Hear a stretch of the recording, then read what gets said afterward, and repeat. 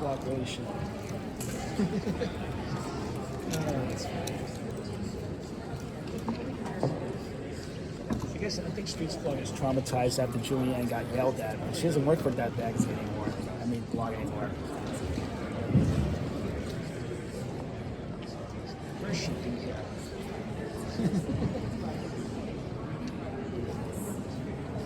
So this is the British consul.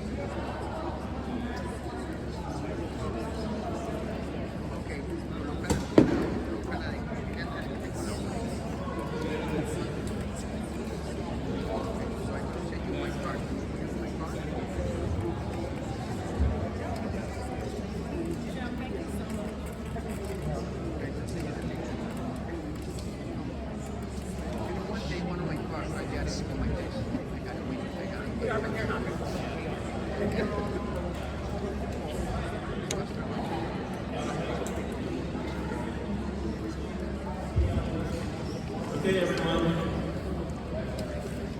If I could have your attention, please.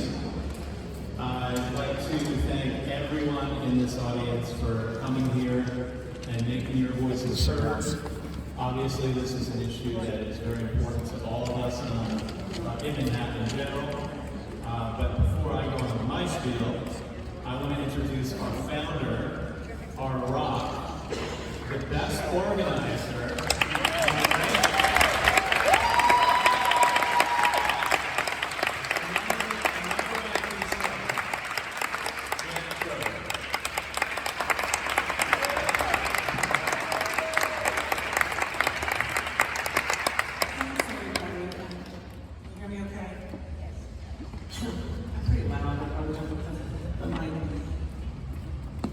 On behalf of us, we really appreciate all of you being here.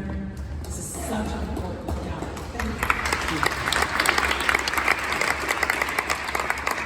So, we're here to reclaim our streets and sidewalks from the terror of e-vehicle moped violence.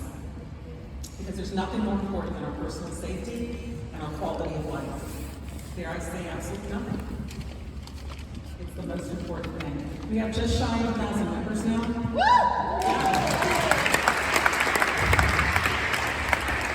And it's growing by the day, over 180 of which are avid bicyclists. So that's important to know. We have 91 victims, which include pedestrians and many cyclists. And some of our victims' collective injuries are, well, Priscilla is not with us any longer. She was killed by a city bike, and her family and friends are members of EVSA. So happy you're here tonight. We have paralyzation, which is our co-founder. 22 skull fractures, 16 traumatic brain injuries, 8 brain bleeds, 5 with loss of vision. I guess we'll check it all that. 5 with loss of vision, 11 with broken legs, 4 with broken hips, and countless lacerations, hundreds of broken bones, every bone we can think of, and all have PTSD. Here today, we have a very small fraction of the thousands upon thousands of victims in New York City, and momentarily a few of our victims will speak and you can hear their testimony. To be clear, we are not anti-bike or e-bike whatsoever. We are pro-safety. There's a big difference there. We're safety for all. We have absolutely no other agenda because we're not paid. We're volunteers. We have no funding. We're simply a group that represents the majority voice of New Yorkers, and we want regulation of e-vehicles, right?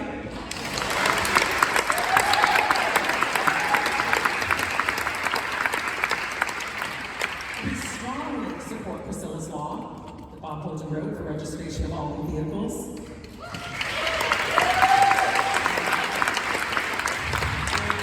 Bill 0606 is in honor of Priscilla Loeb, as I said. She was killed by a city bike rider while walking legally in a crosswalk. The rider initially fled. When Priscilla's family called City Bike, they said, "It's on the rider." And the rider got a red light ticket. That's City Bike for you. There's zero safety and accountability for the riders as they make millions of dollars off this incredibly irresponsible and dangerous City Bike share program. And that's what it is, and we're calling it out.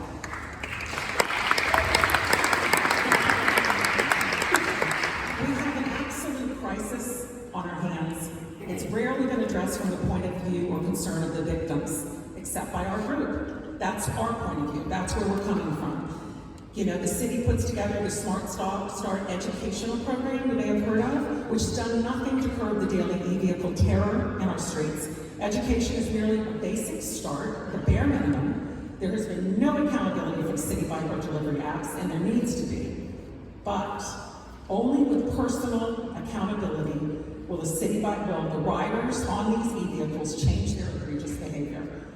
Consequence is what shapes behavior, and there has been no consideration of consequences because there's been no consequence.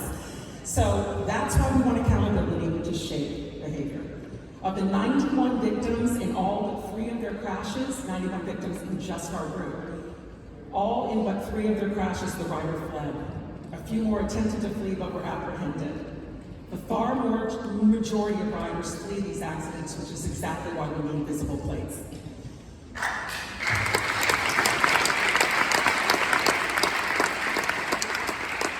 Reporting, you've heard this, most of you, but it's a real problem. 6 of our 91 injured victims, only 6 have accurate police reports.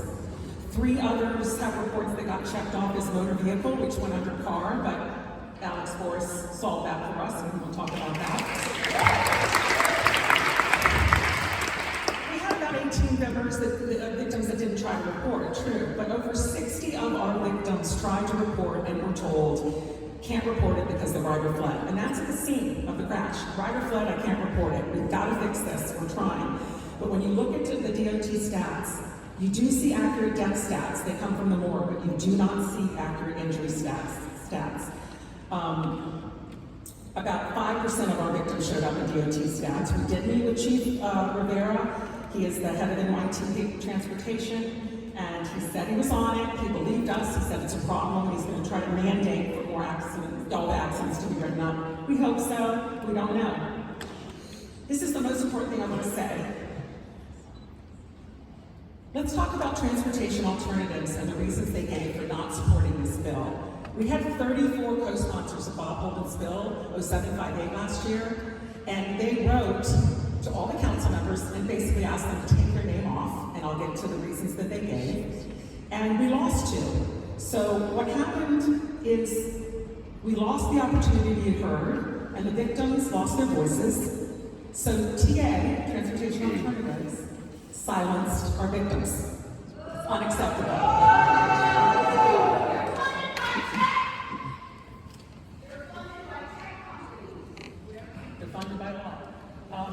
So one of the reasons, let's just get down and dirty, plates will dissuade ridership.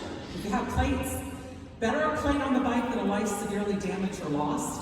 If an e-vehicle rider doesn't want a plate, that means they want to ride with impunity and not be held to safe riding. So if plates dissuade these riders, those are exactly the riders we want to dissuade.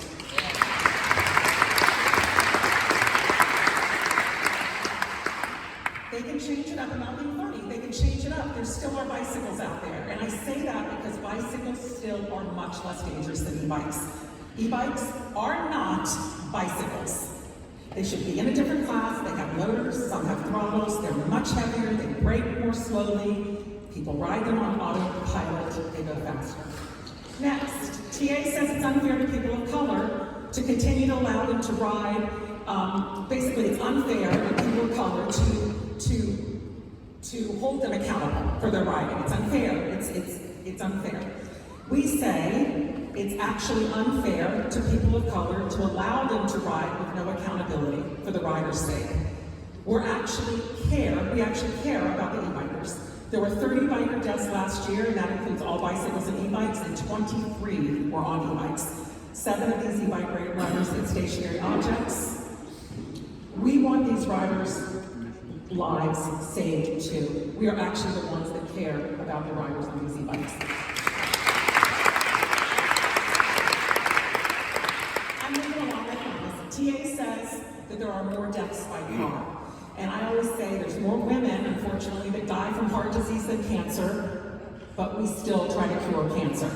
So stop with the diversion tactics, transportation alternatives. It's hypocritical, it makes no sense. Cars are licensed, registered, inspected, and insured. Making an e-vehicle rider ride with more accountability doesn't make cars more dangerous. It makes streets safer for all. It isn't either or. We don't have to choose.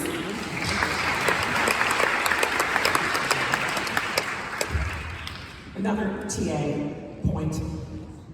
Let more cars, each car that is on the, each e-bike that comes on the road needs a car off the road. Basically, a car on the road, car off the road equals an e-bike on the road. That makes absolutely no sense. I've never met a commercial worker that was driving a car prior. I don't, maybe some have, I never have, and I talked to hundreds throughout the month. I'm always talking to them. They didn't drive cars. Tourists weren't riding personal cars around the city. They were using public transportation. This also, right? I mean, we're losing a lot to the public transportation. The views of our opponents, whether they realize it or not, are extremely ageist and ableist. Disabled and older New Yorkers already isolated. They're even more isolated now. Christine Bertet, actually, who doesn't agree with a lot of our stuff, she sits on the board of TA. We met with them and we did a presentation, and she said very clearly that parks, this is our next issue, are for recreation, not transportation. They are a last place we believe that we should.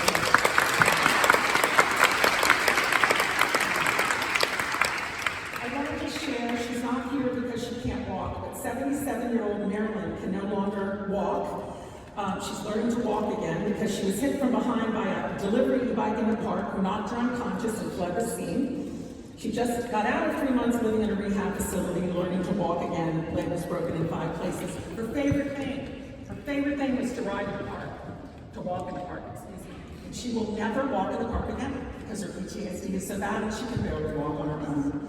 So let us hear who wants intro 0060 for prohibiting all e-vehicles in the parks. Pass.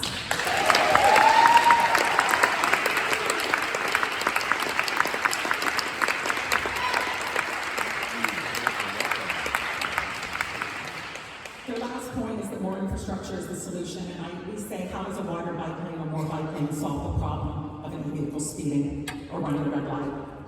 So rarely does an e-vehicle ever stop at a red light. City bike are some of the most egregious, and infrastructure will do nothing to solve this problem. Nothing.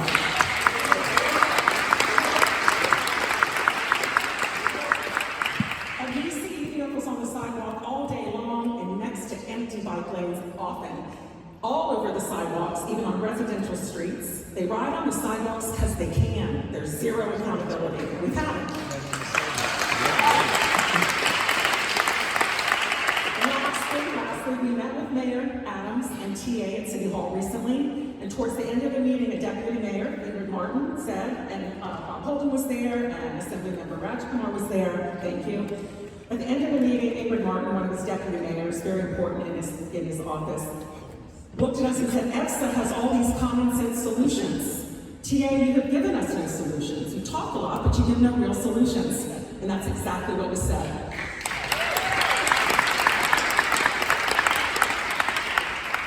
Our opponents want more ridership at all costs. Safety regulations and accountability should be in place before promotion of any new ridership program, like the stand-up scooter Uber line program in the outer boroughs, or the frightening idea of offering a $5 a month city bike membership for 16-year-olds that's brains aren't fully formed, Their skulls aren't fully formed. They have higher auto insurance for a reason. They'll be riding in the streets like they're invincible and with no helmets. It's a horrible idea. We must stop it.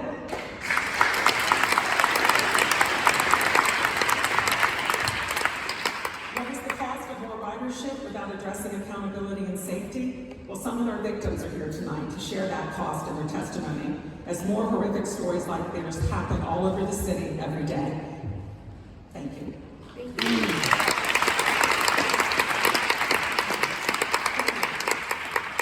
I'd like to introduce Assembly Member from Queens, our friend Jennifer Rajkumar.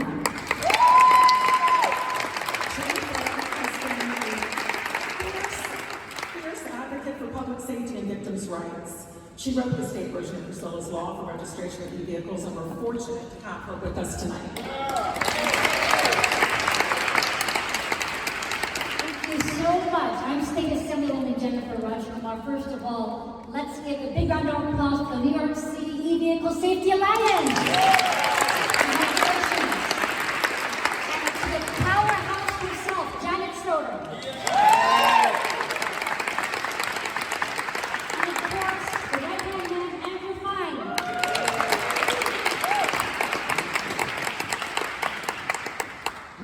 And I'm so happy to be here today in a church, because it's only fitting. Because I am the one who has introduced the state version of Priscilla's Law in honor of Priscilla Logan, who tragically lost her life when she was hit by an e-bike. So today, as I stand in this church, I honor Priscilla Logan's memory and pledge that we're going to end these fatalities and we're going to stop people from being injured by reckless drivers.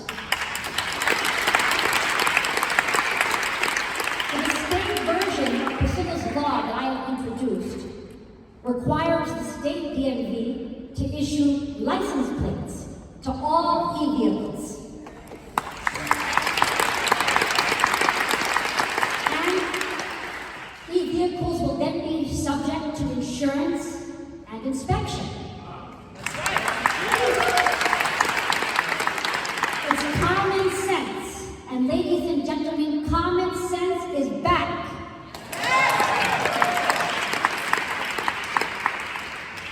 So allow me to introduce myself. I'm State Assemblywoman Jennifer Rajkumar. Everyone I've had in my life has been against all odds.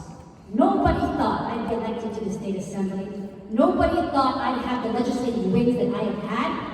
And I know that that's why we are going to come together and we're going to get Priscilla's Law over the line this year. And we're going to do it because we are the majority of New Yorkers. Here we are on the Upper West Side, but I can tell you in my district in South Queens, there's 1,000 more people that want to be members of this group. There's 1,000 more members in the Bronx. Every borough is concerned about this problem. This is one issue that all New Yorkers agree needs to be tackled, and it needs to be tackled now. So can you believe e-scooters have become the #1 getaway vehicle for criminals? This is an outrage. And we see e-bikes crashing into people, the person is injured, no police report is filed. Is that acceptable to you? No! Is it acceptable that there's a rising number of collisions and e-bike fires? No! So this is a problem that we need to solve. We need to solve it now. We need accountability now. And when we pass Priscilla's Law and there are license plates, we are going to be able to identify the perpetrators of these dangerous crimes.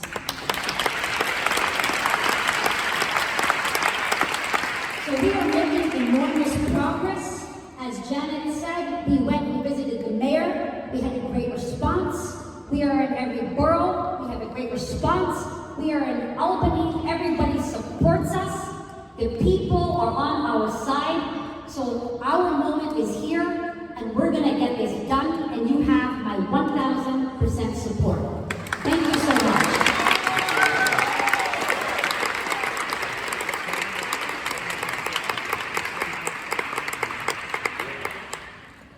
It's my pleasure to introduce next the City Council member from Manhattan, who was the first to sign on to the e-bike registration bill, and the first to sign on to the Ban the E-Bikes in Parks bill, Julie Bennett from the Upper East Side.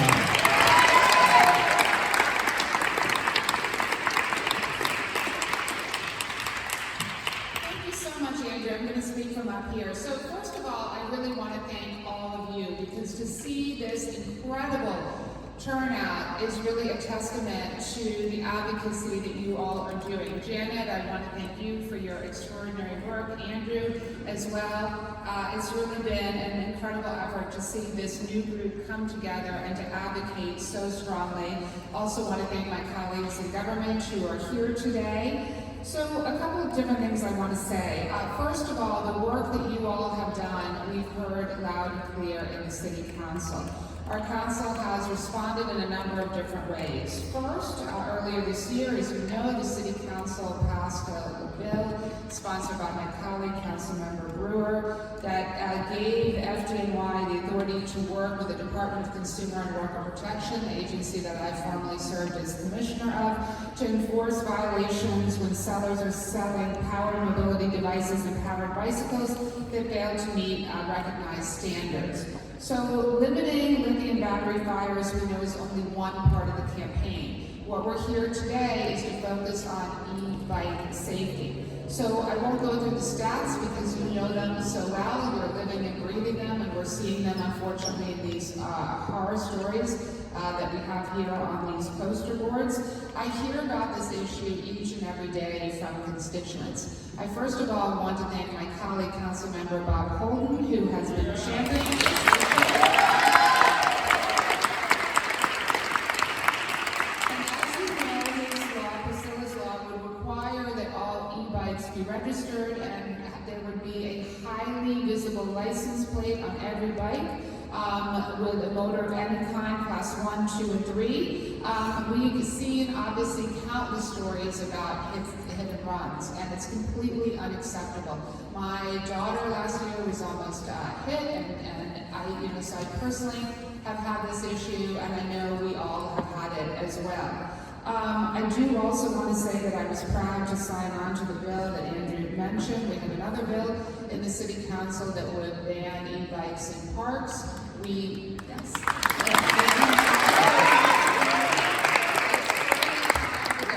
Accountability around e-bikes, and I liked how Janet phrased it. You're not saying you're against e-bikes.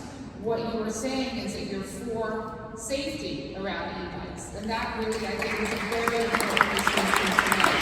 So you have a partner and an ally in me, and I just wanted to come here tonight to thank you all for the incredible work that you're doing.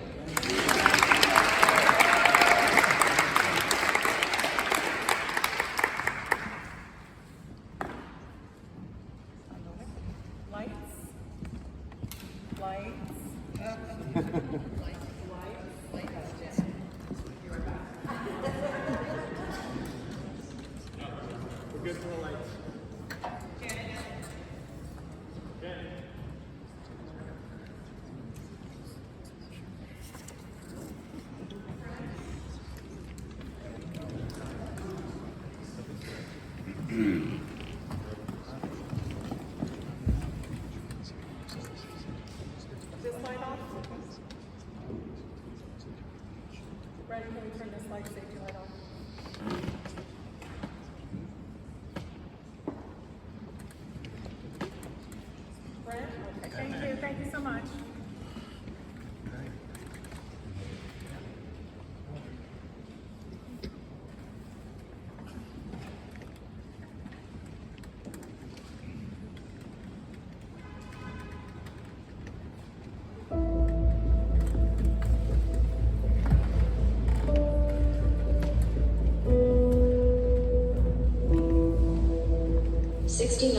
Priscilla Logue never regained consciousness and was taken off life support on September 8th, 3 days after a man on an electric city bike collided with her on Grand and Christie Streets. Does this person know or they?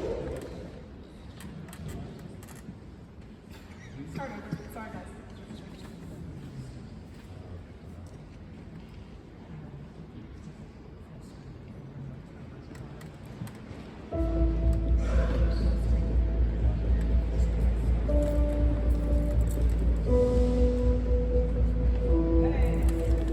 69-year-old Priscilla Locke never regained consciousness and was taken off life support on September 8th, 3 days after a man on an electric city bike collided with her on Grand and Christie Streets.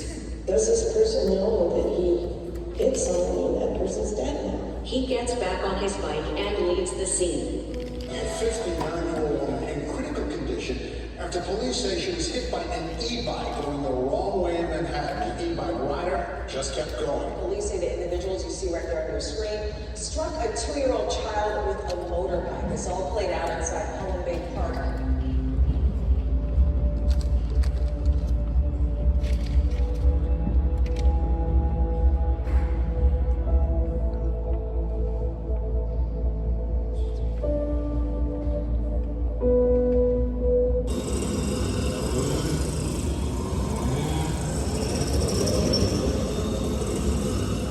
A precious 6-year-old boy is now in critical condition. Authorities report he was hit by a moped. Park users think they're safe from vehicular traffic while inside a city park, and this is where children should be able to play and run and skip without fear of being hit.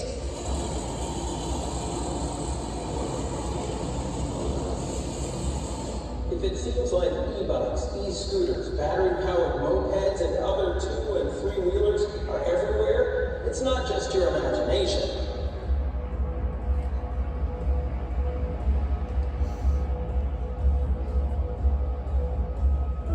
Bruh, I'm going 50 right now. Bruh. Wow. I'm going 60, folks. I'm going 60 right now. What the hell?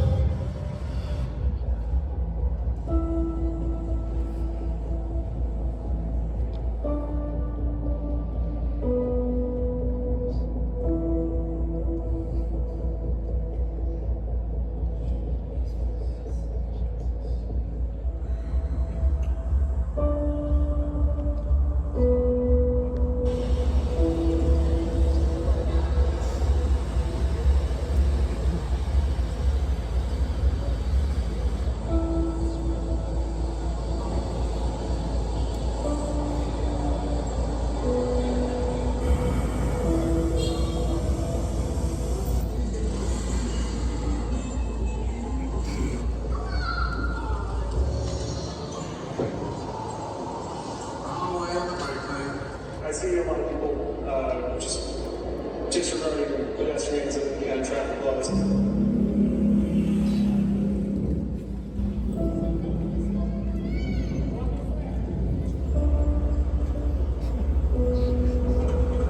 don't even think about cars when I'm crossing the street. As I cross the street, I'm looking for the bikes. Left and right, I'm looking for the bikes. It's horrible.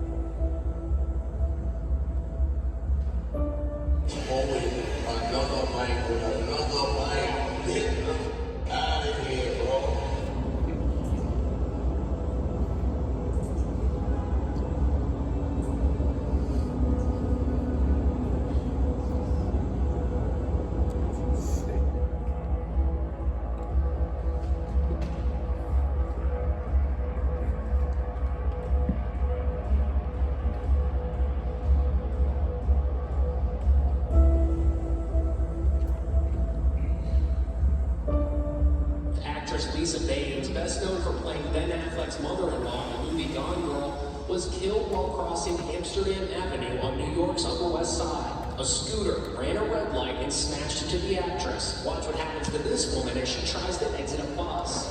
She's mowed down by a guy on an electric scooter.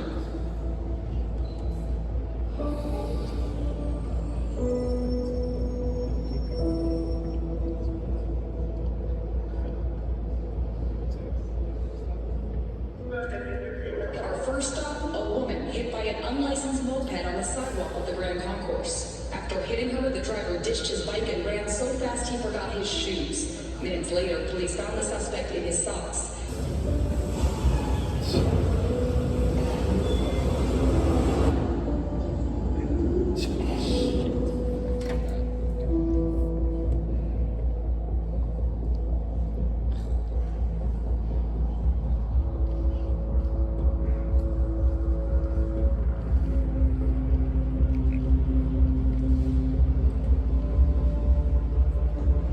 Fire destroyed homes and businesses in the Fort Pine section of the Bronx yesterday. 7 people were hurt, including 5 firefighters. The cause, authorities say, was a lithium-ion e-bike battery. Again.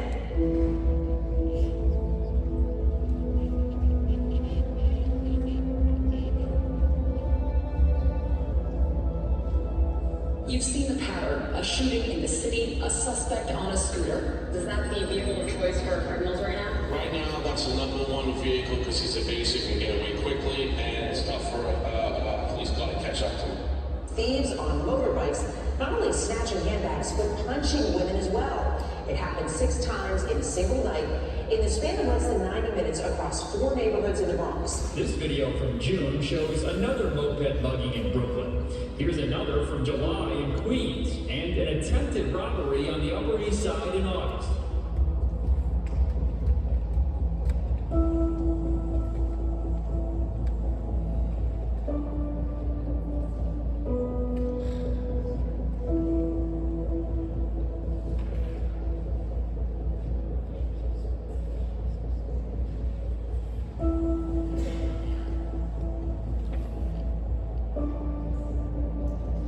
Police say a man wearing a white hazmat suit and black mask came in, attempted to rob the deli, and shot a 67-year-old employee in the head, killing him before taking off on an electric scooter. Police say 8 shots were fired at a group standing outside this building.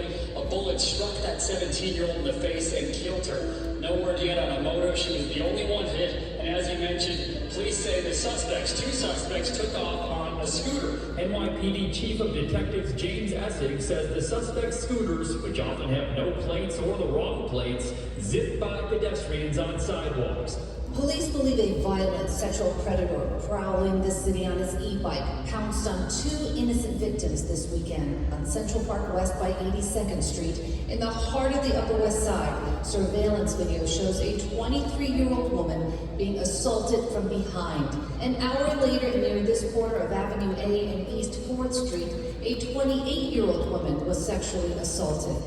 Brooklyn, Queens. A scooter-riding killer opens fire on innocent bystanders. Here's what we know about the victims tonight. An 87-year-old man is dead, shot in the back. A 21-year-old man is recovering after being shot in the shoulder. A 44-year-old listed in critical condition, shot in the face. Video shows that he's not targeting anybody, he's not following anybody. As he's driving on the scooter, he's randomly shooting people.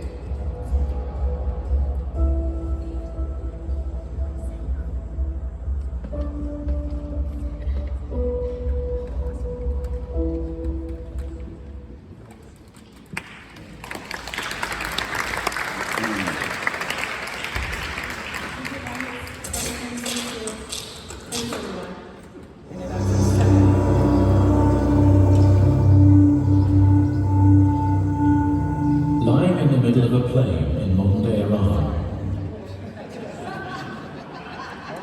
Check your shoes. Can we please thank Kimber?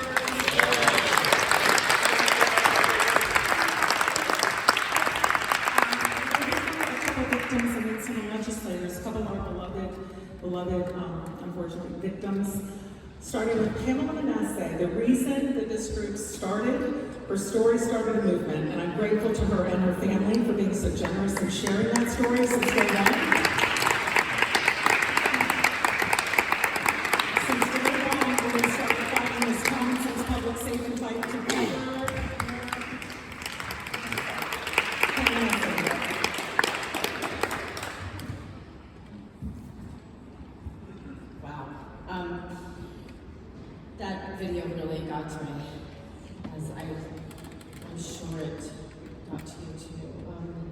just want to make sure I have the right thing up, but it doesn't matter. It's going to be similar to what I was going to say anyway. First, I want to thank Janet and Andrew and Carrie, our amazing counselor.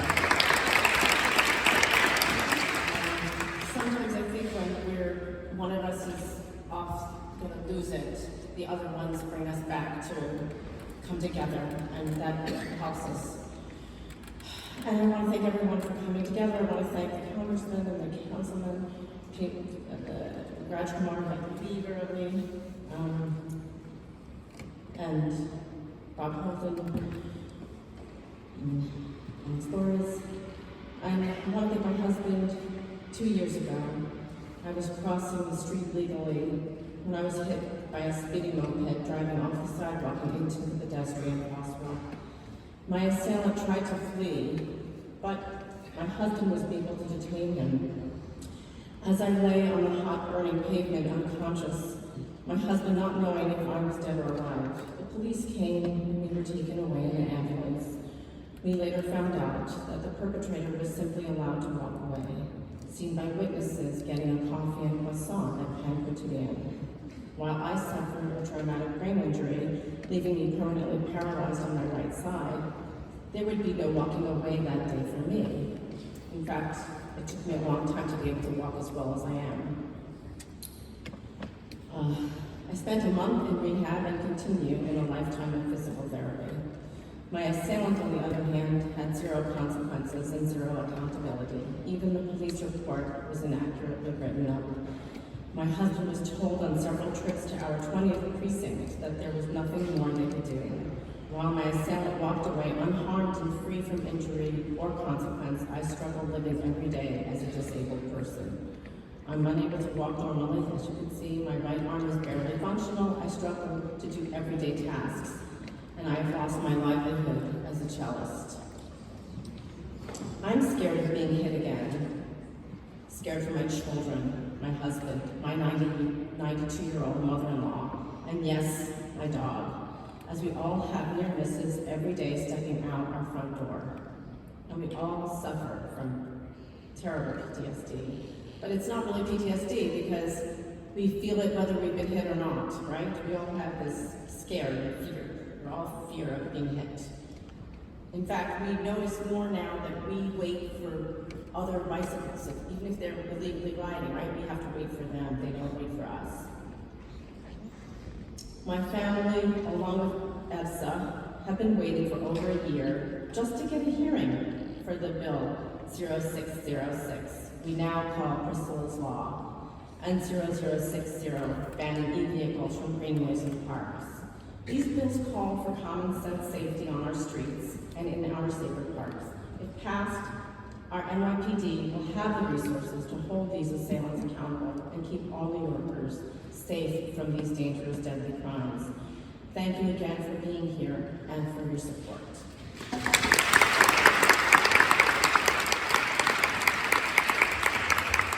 Thank you so much,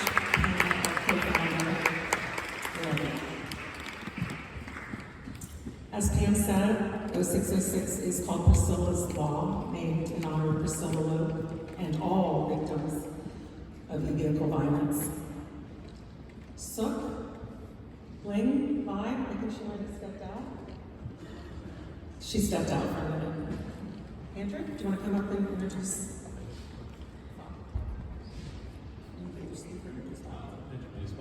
Because I know Bob's got a long ride home, and I want to make sure that you get there and you don't get in any trouble for staying out late tonight. It's my pleasure to introduce the original, the OG, Councilman Bob Holden, who is a hero to us. Thank you, Bob.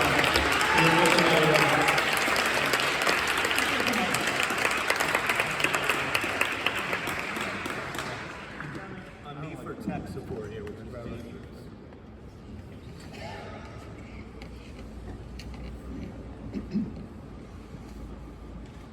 Oh, I guess I got it.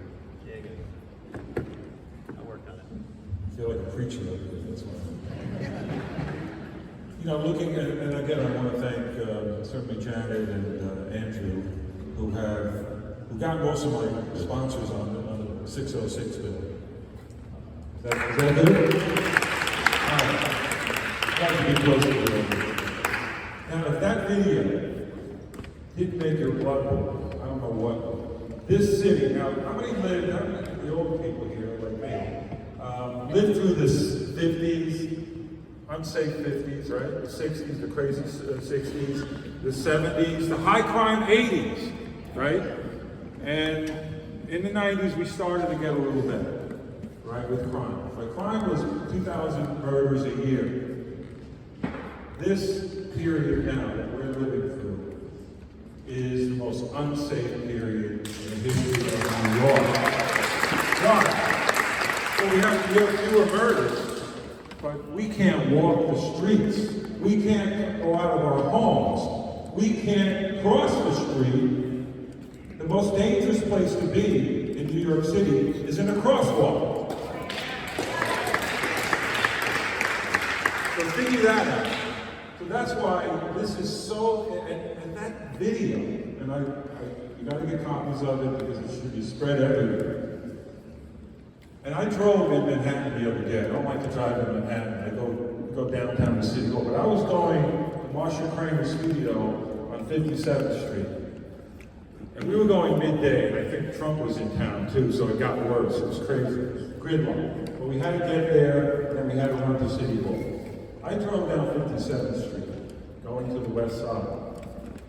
I could not believe the e-bikes, the mopeds, every imaginable, we saw them, e-vehicle, in and out of traffic. It's gotten, since I introduced the bill, this has gotten 10 times worse. And Manhattan is suffering the worst. Manhattan, whatever I almost got hit outside my office. How many people have almost gotten hit by an e-vehicle? There you go. Most of this audience has been jeopardized, and many times, I was going out of my house the other day. I live in a 1 and 2 family zone, and it's very quiet, and I'm coming out of my house, and this e-vehicle goes the opposite way, obviously. It's going down, I have a one-way street, but it's going on the sidewalk the opposite way. And I never looked that way, but now I have to. We have to look every which way. And it's dangerous. Even if you do look around, you don't know what's coming from around the corner behind you. So this is what I don't understand. We got the eventually, for Janet and certainly Andrew, and this group is amazing. We get the most coverage. We make the most noise with this group, and yet we can't get over it. If I get to 34 co-sponsors on my bill, 606, it automatically generates a hearing. But why haven't we gotten a hearing with the majority of the city council members supporting my bill? What's the answer to that question? Because I don't know. Transportation alternatives. Right. That's the matter. Again, transportation alternatives. And when we had that meeting with the mayor, and Andrew and Janet can tell you, because Janet alluded to it, we had transportation alternatives on the other side of the table. And the mayor asked, well, what we have this group's solutions. We have Councilman Holden's solution. What is transportation alternative solution? Nothing. They said, oh, we have to get a holistic solution. What the heck is that? When our lives are in jeopardy, we have to figure out, we're still thinking about it. And we need more bike lanes, enclosed bike lanes, secured bike lanes. Well, what I said, we all said, well, what do you do when you get to the corner? When there's a light, there's a traffic light or a stop sign. Who's going to stop? How many vehicles do you see stop for red lights? Never. Right. If you enforce the laws we have, how do we identify when they do go through the law? They're not doing it. And transportation alternatives will say enforce laws. Yeah, right. And then when they hit us, what do we do? Or if they go through a light. I met with technology companies that make the cameras. And those cameras can read the license plate on the back of an EV. So why not put them on? And I don't care about the fee. The fee doesn't have to be more than $20, right? I'm not going to discourage people from riding bikes or e-bikes, but e-bikes are not bicycles like was mentioned. They're not. They can kill people, and they do. And they're dangerous, and people are not abiding by the laws who are riding them. So what's the answer? Support bills like mine or Jennifer Rashomar. Rather, like we mentioned, rather the state do it, because the state could be better at it. But we can do it on the city level until they catch up to us. But we can't live like this, folks. We can't be afraid to go out of our homes.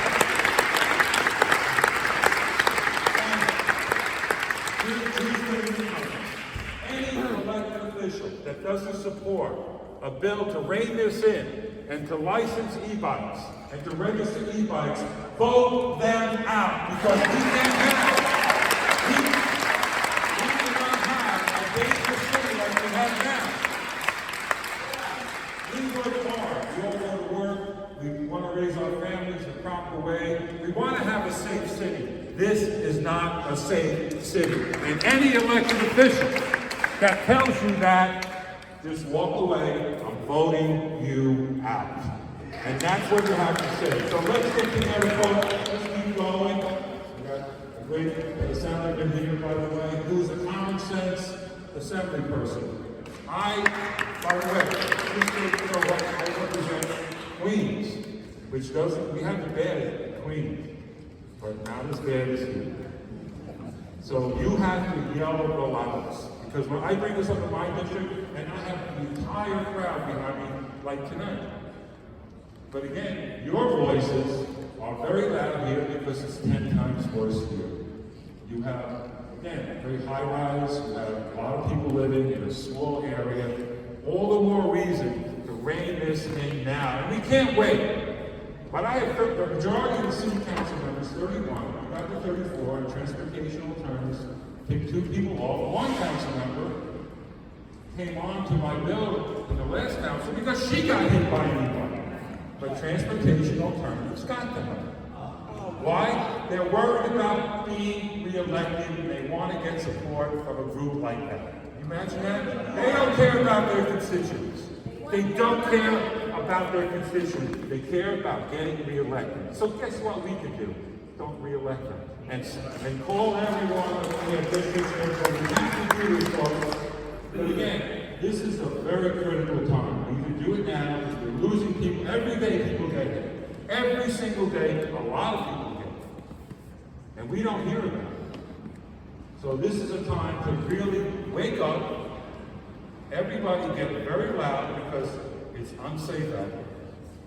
And if you don't think so, just stand on the corner for a little while and watch. I'm not allowed to get questions yet.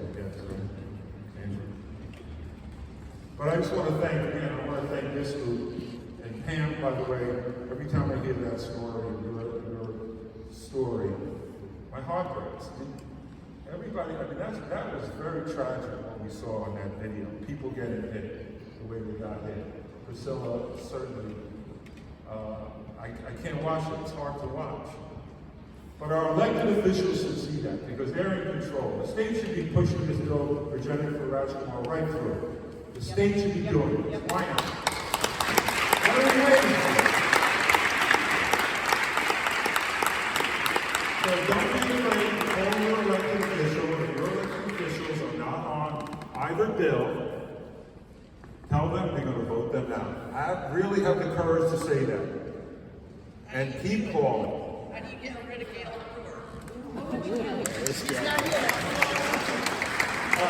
Anyway, I want to thank you again. Thank this group. I don't want to keep going because I know we have a lot of speakers tonight. But keep up the pressure. And I love this group.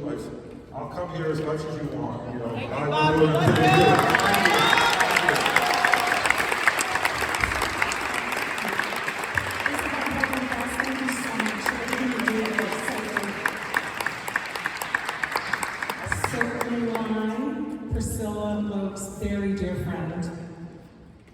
please come up and talk about Priscilla.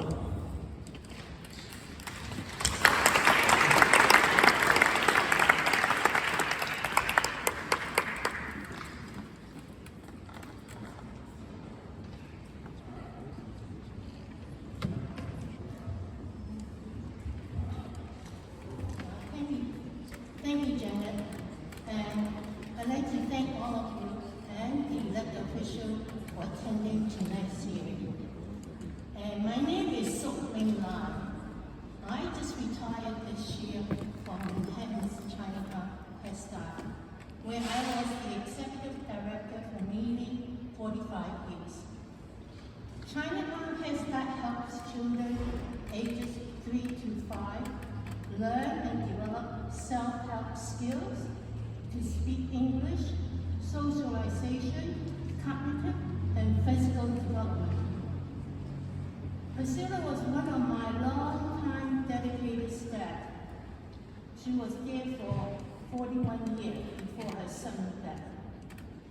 Today I speak on behalf of Priscilla Look's family, friends, Chinatown Head Start Sponsoring Board, and staff members.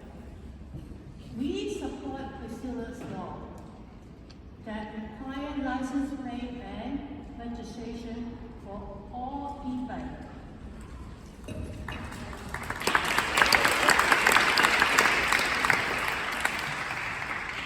And Priscilla must not be forgotten.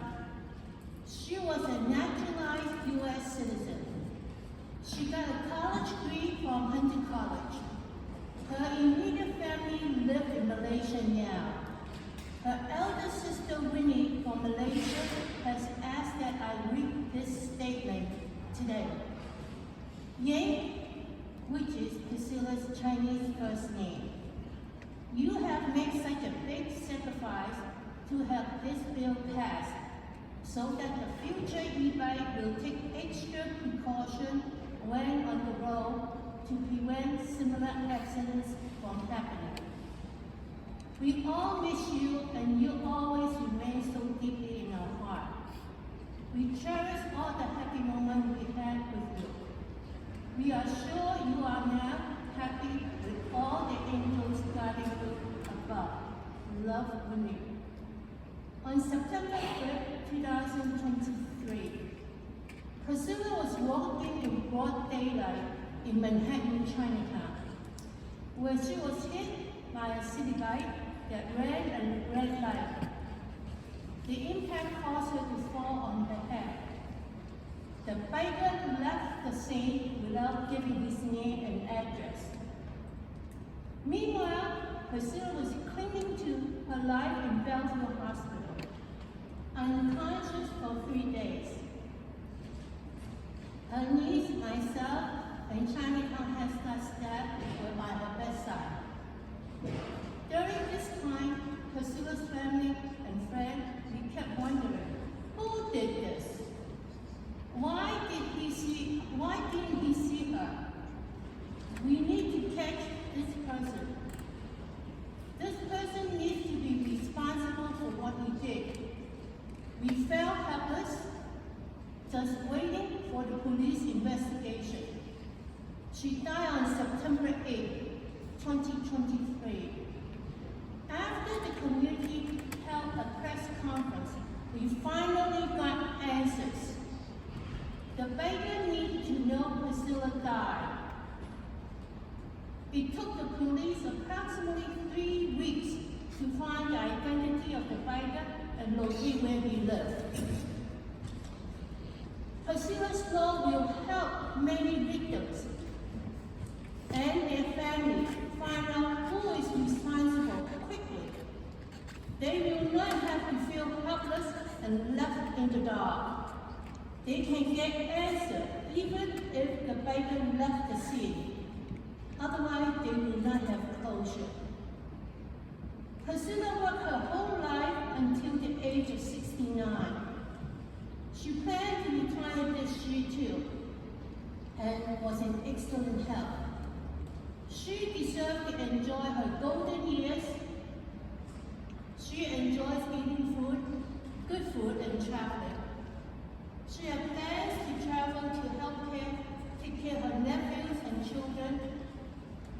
in England and her niece children in New York.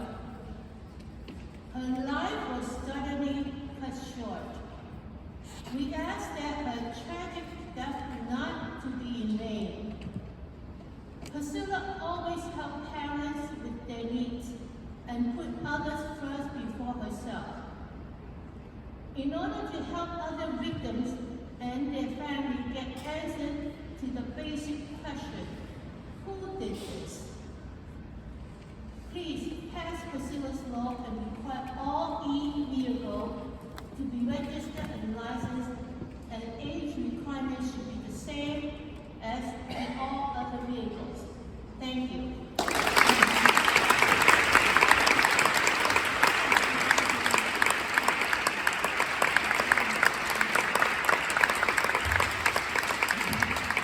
Thank you so much. Before I introduce the next person, if you have any questions, please write them down on the index card. It's helpful to give a first name if you want to, who it's addressed to, and your question or your comment. You can turn these in to Ron, or he'll come around and pick them up. So I've learned a lot from this next person. We're just so fortunate to have Andrew Fine in EVSA.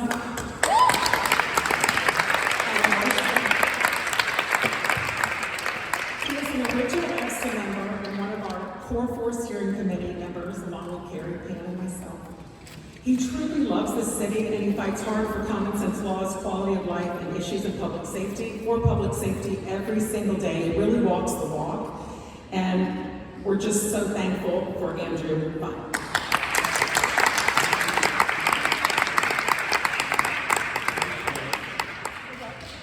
I'm gonna have to work on my introduction for you. Maybe try it again at the end of the program. Thank you. I'm proud to be here representing, I think it's approximately 1,000, I think we might have just cracked 1,000 EVSA members. Every single one of us an unpaid volunteer. This is the definition of grassroots. It may seem perplexing that there are paid activists on the other side, as they say, other side, that claim to be pro-safety, yet oppose simple regulations that will make the streets safer for all New Yorkers, not just pedestrians, but cyclists and motorized bike riders alike. These opposition groups oppose accountability measures like license plates, but strangely, also oppose ideas like wearing a helmet. By the way, we favor wearing a helmet. It's common sense. This is all very confusing to look at the donor list of the groups like Transportation Alternatives, and there are several others that are essentially just other tentacles from the same beast. Among the largest donors in the last 5 years include Uber, Lyft, DoorDash, Amazon, Lime, and the list goes on. And this is to the tune of millions of dollars. Are you guys seeing the connection here? Well, I hope the media does. The big app companies don't want accountability. To them, accountability means liability. To pedestrians and cyclists in our organization, and the vast majority of New Yorkers, accountability fosters responsibility and changes behavior. This change will save lives. And to digress from my notes here, there were 30 lives lost on bicycles last year, but in fact, 7 were bicycles, 23 were e-bikes. So if we have more responsible behavior on the part of e-bike riders, it's good for us and it's good for them.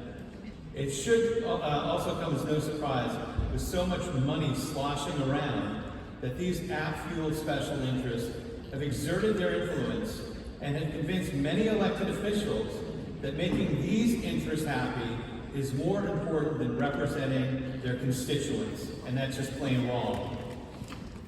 But progress is being made. Intro 0606, Register All E-Bikes, has garnered the support of 31 of 51 city council members and would pass today, and the mayor would sign it if Adrian Adams would call a hearing and call a vote, and we deserve that vote.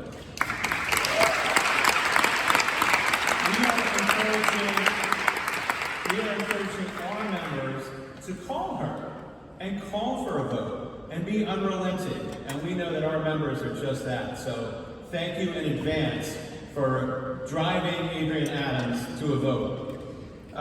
We have heard, yes, please. Number one roadblock. We have heard every excuse from some of our very local electeds that refuse to hear our voice. They say that they haven't read it yet, or they said they'll look into it. This has been in the chambers now for 2 years, and everybody knows exactly what 0606 is. In fact, Transportation Alternatives was perfectly happy to help them understand what 0606 is.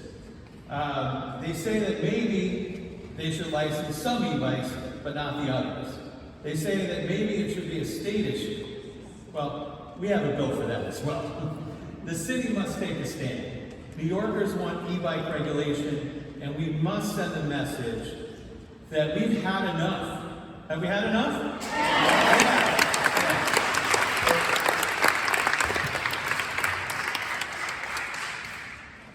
Fortunately, we have some electeds, like Assemblymember Seawright, Assemblymember Rajkumar, Councilmember Julie Menon, Councilmember Bob Holden, of course, that have signed on to our entire agenda, and thoughtful Assembly members like Alex Boris that have advanced bills and succeeded in getting them into law in all the this year.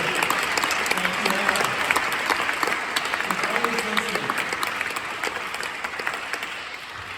Then we have the excuse makers, those who have been of zero help and actually an obstruction.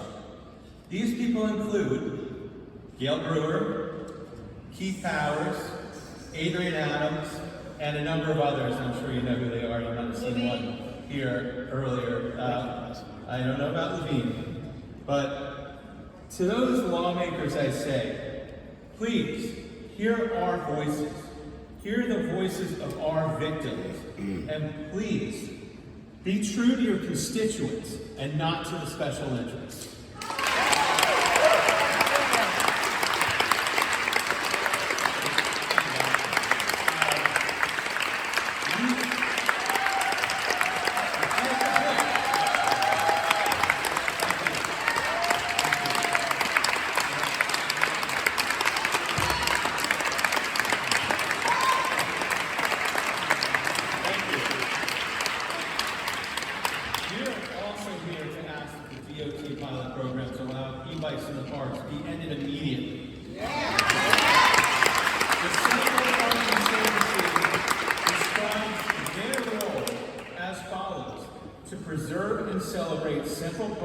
As a sanctuary from the pace and pressures of city life. Do we need 1 million e-bikes buzzing around the park?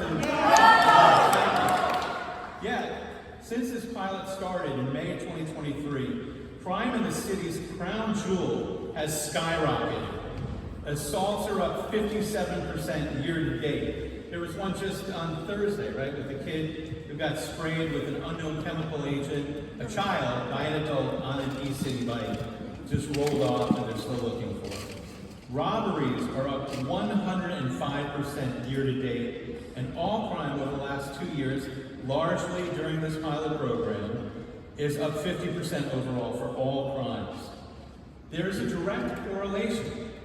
As Chief of Patrol John Shell has been quoted, he describes e-bikes and mopeds are the getaway vehicle of choice for criminals.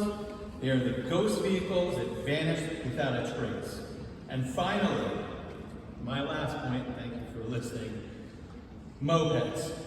We saw all the damage that mopeds do, how they're used in crimes, how they are completely unaccountable. We have been, and Alex helped greatly with a bill to get mopeds licensed in shop. But at the end of the day, do we really need mopeds? Because do we need mopeds in New York City? No. I don't think so. And I think Janet and I were just debating about this, whether it's 1,500 are actually legally registered in New York City, and Alex said 5,000 as of last year. Is that right? He's got a number. What is it? 1,653. All right, Janet, you get bonus points. So there's 1,600. So just think, if the city council offered every single legally registered moped rider to bring in his plate, bring in his moped, here's $1,000. You take them off the street, we could get rid of mopeds altogether in New York City. I guess what I missed here was, unfortunately, with mopeds, the term scooter shooter has entered our vernacular, and this is something that we want to eliminate it from our language. Thank you so much for listening.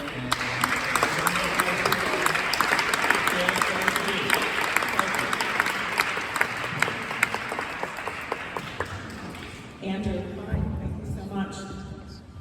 So, our next speaker is Carrie. Carrie is one of our original EVSA members. She's invaluable to EVSA. She's passionate, and thank you for all you do, Carrie. She's one of the core 4 steering committee members and one of the original. She's an avid cyclist, and unfortunately, she is a victim of e-vehicle violence in Central Park. Carrie?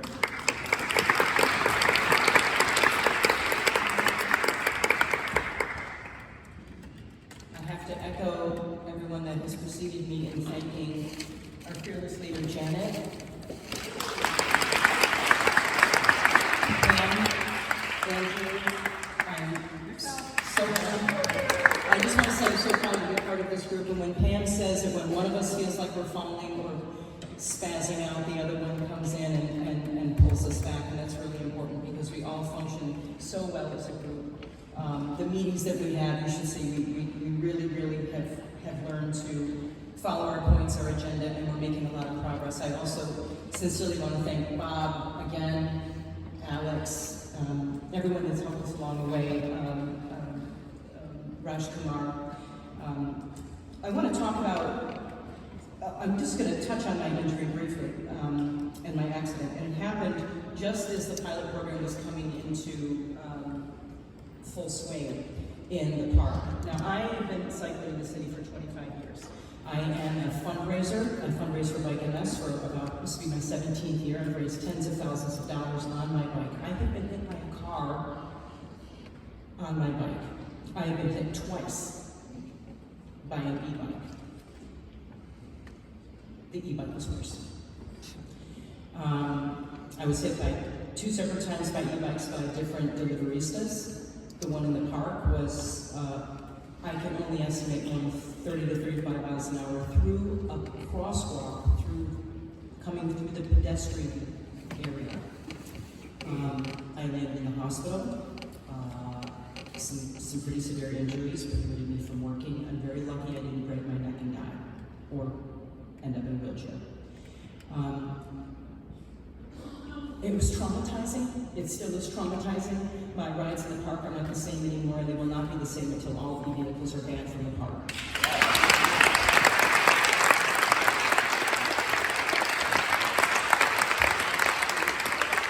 I would prefer to continue to raise money for charity on my bike as I have for the past 17, 18 years. Actually, I've ridden for other causes as well. It's okay. I prefer to continue to be healthy enough to raise money for people that have legitimate diseases and not be struck down by e-bikes. That's why we want the pilot program abolished. It's something that we are hopefully going to touch on today again. What I want to cover, thank you for your support in that. What I want to talk about is Lyft City Bike. In this program that is, go ahead, has just taken over our city as well as the unchecked, unlicensed, unregistered, uninsured delivery bike community. This is a program which, as we know, has undergone enormous scrutiny by our advocacy group, the NYPD and legislators. It has absolutely no safety requirements, protocols, review, point of contact that is real and tangible, accountability, or enforcement. And unlike we would all like to believe, the NYPD cannot spend certain limited resources chasing after city bike riders. They don't have the resources to do it. I'm working with the NCOs of my community, and it's in Community Board 4. Their phone numbers are in my cell. They write tickets, they police. I saw a car parked today, prohibited a city bike rider from barreling through Worldwide Plaza. I know he got off because he saw the cops, and the cop gave me a wave, and I gave him a thumbs up. But there are not enough police to police the egregious riders that occupy Lyft City Bike. They're everywhere. They're on your doorstep, they're on your sidewalk, they're coming the wrong way down the bike lane, they're going through the crosswalk, they're going through a red light, they're going through an intersection, they're going through the street, they're going through the thoroughfare, they're going through the park, they're on the greenway, they're on the beach, they're everywhere.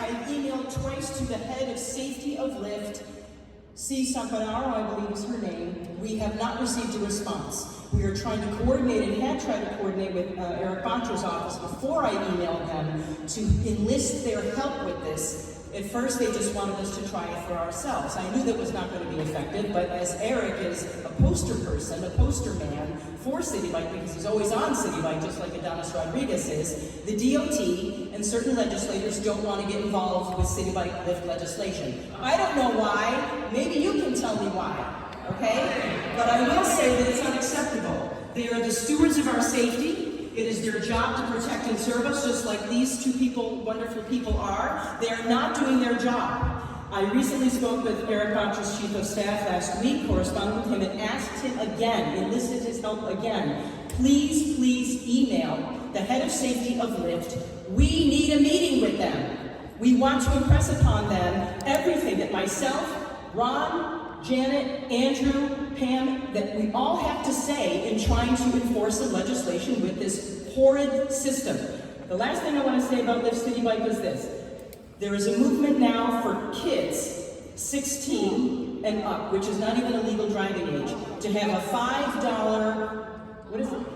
a month free pass to City Bike all over the city, wherever, whenever. It's a bad idea. I saw the presentation last night at CB5. It was struck down because there are so many holes in it. It's horrible. It's pushed by transportation alternatives. It's not going to work. Kids are not going to wear helmets consistently. They're not going to follow the laws. There were so many pockets of error in this young man's presentation. I was embarrassed for him that transportation alternatives actually pushed him into this group. However, the community boards are looking at this, and since most of the community boards, as we know, are transportation alternatives heavy, will push this through as well. We need to get in touch with the Board of Education. If anyone has any contacts with the Board of Ed, if you work for the Board of Ed, if you're involved with them, please let me know. We are asking for people. We will send out the email to the Lyft City Bike head of safety. We want everyone to be emailing that person, requesting safety measures to be in place that we have been discussing with our community boards, transportation boards. And we would also like for you to support going to the community board meetings when this proposal is going to go, and state your opposition for it if indeed you feel that way, because it will wreak more havoc on our city streets. Thank you.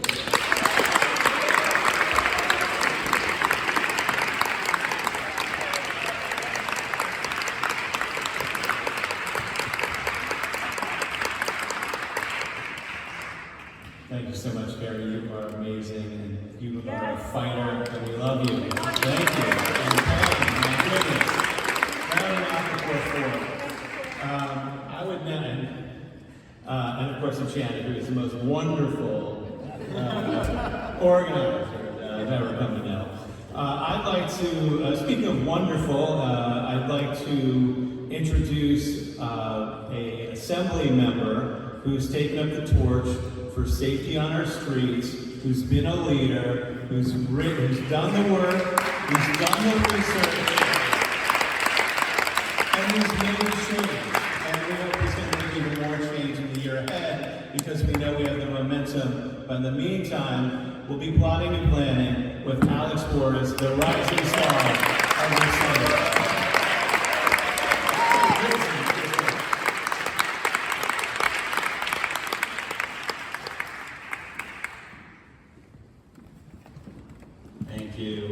I am so so glad to be here with New York City Vehicle Safety Alliance. Give yourself another round of applause. And of course, the core four here, Janet, Andrew, Pamela, Carrie, but let's hear it for them. It is incredible. It is incredible what they have built, what all of you have built. Obviously, none of us want to be here, right? None of us want to be spending our Tuesday night talking about safety on our streets. We're here because we know there's a problem, and because we know that we need to take action. And that is as true today as it was at this town hall a year ago. And we've heard about how much more we have to do. And I don't want to minimize any of that, because there's a lot that we have to do. But I do want to take, like, 2 minutes to celebrate what this group has already accomplished. Because my gosh, we have been able to push forward in just a year of time. You know, when I got to Albany, I was told that the average bill takes 3 years to pass, which is an exciting thing to hear when you're elected to a 2-year term.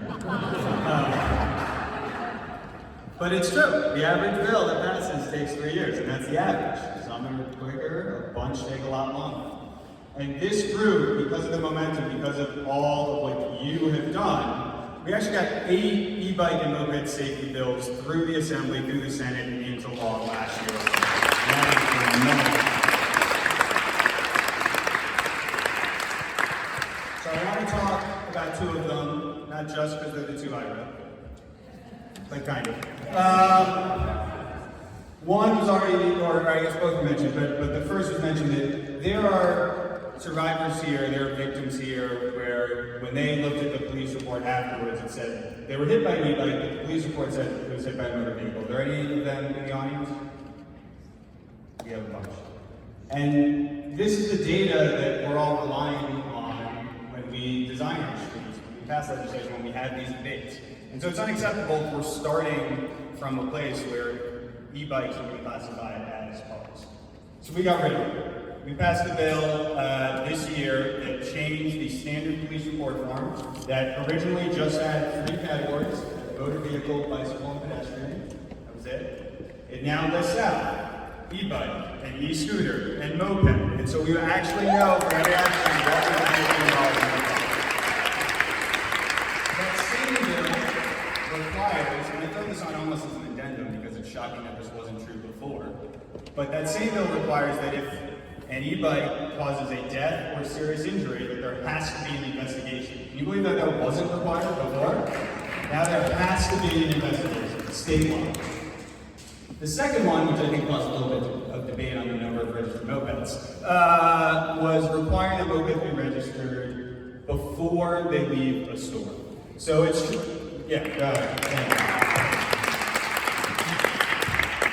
it's true that there are tens of thousands of mopeds. I don't even really know how to estimate it. But I do know that last year, when I first did this report, Andrew was right, there were 4,900 registered in New York City. And we've watched, and this is a curiosity I cannot explain, and if anyone can, please do. But over the course of a year, the number that registered decreased and decreased and decreased and decreased. And as of 3 weeks ago, when I last pulled the number, 1,653 are registered in New York City. Now, I don't know how many actually exist, but I know that NYPD has seized over 12,000 unregistered mopeds in the first half of this year. So now, that bill, we need, unfortunately, give the DFB time to implement. That bill takes effect in January. From then on, you will not be able to purchase a moped anywhere in the state without registering it at the point of sale.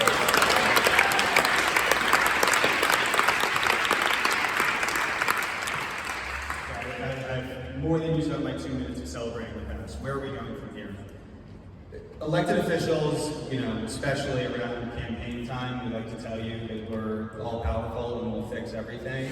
I don't need to tell you that we're not. But in particular, one of the places we're weakest is that the laws that we write aren't even worth the paper they're on unless there's enforcement.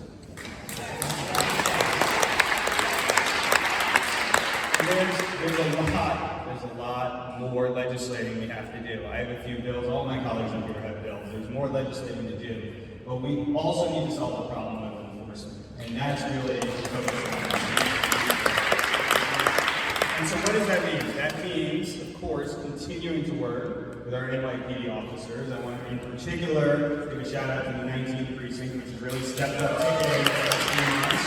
It's been great work for that. We need to have a lot of the city. But it also might mean being creative with what enforcement means and who can do that enforcement. And in particular, I'm thinking of the app companies. I'm thinking about the delivery companies that set these standards, that set the algorithms, that set the incentives that lead to a lot of the bad, unsafe behavior that we are seeing on the streets. And so there's a package of 3 bills that I'm going to be introducing in the start of the year, pending, because 1 or 2 of these is copied from City Council. So if City Council passes it first, great, we'll celebrate. But if not, there's 3 bills I'm going to introduce to get at enforcement with the apps. The first, we've already solved mopeds. New mopeds have to be registered. But that doesn't solve the problem with mopeds that already exist on our streets. We're going to require that DoorDash and Seamless and Uber Eats and all of them themselves check that the mopeds of their drivers are registered.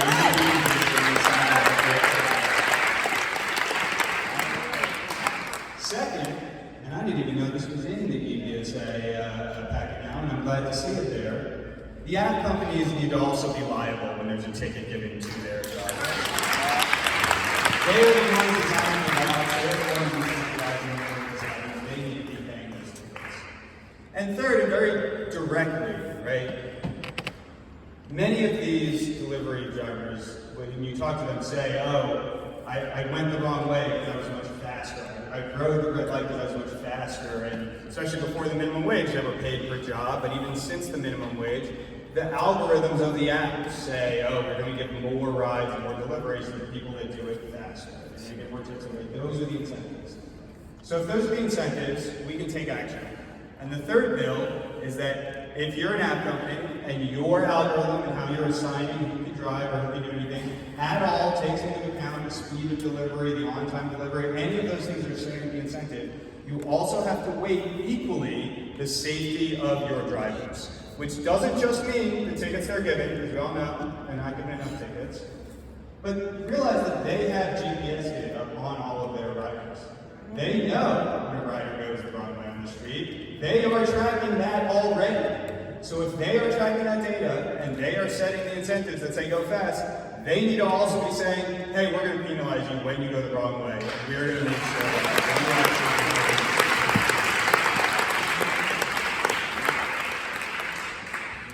it's crazy that we have to be this creative.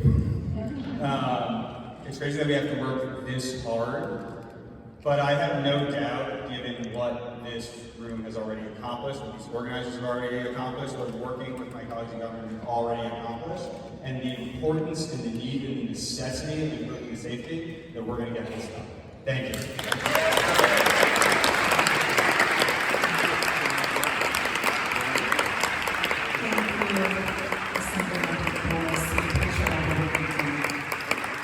I'd like to introduce Shu Zhang.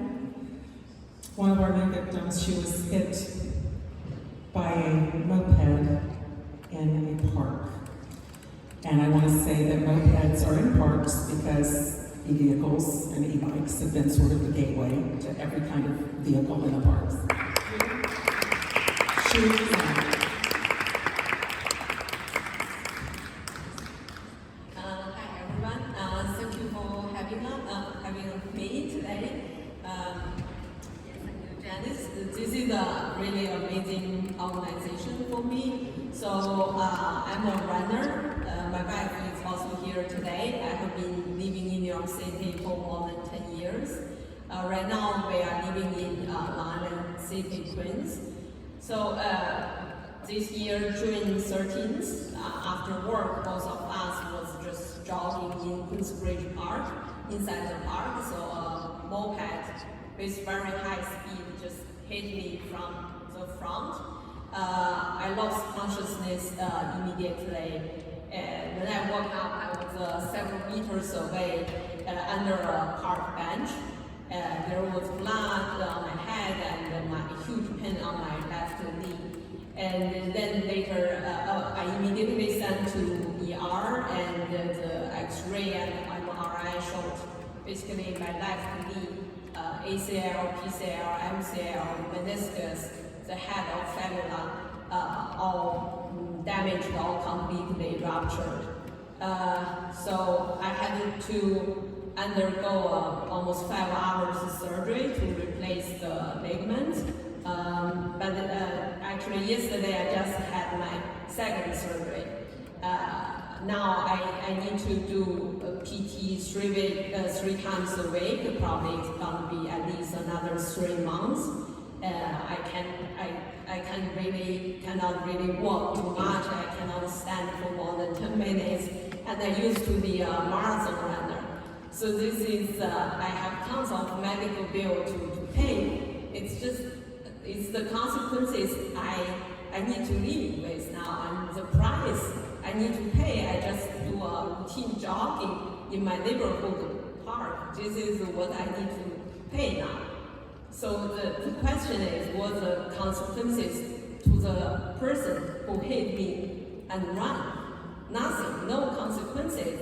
He's probably right now riding his moped somewhere else in the city. So just now I was watching the video, saw actually those people commit crime, violent crime. Because the way they hit me doesn't really make sense, because we saw each other. It's still daylight, so they just hit me on purpose. So I was thinking probably they were using me actually as a target. They are practicing their crime, because it's really, they didn't pivot, they didn't stop, just hit me with full speed and just left. So it's, I told Janet, I have never had an injury like this in my whole life. So I was on the ambulance. The pain, yeah, it was a lot, but the overwhelming, the feeling I had actually was anger.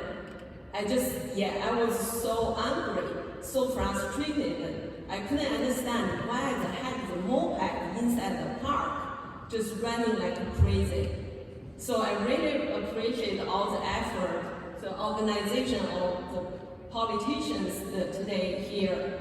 It's kind of like for me, because it's just 3 months ago, it's really healing for me. I see, yeah, there are people really care, people want to help.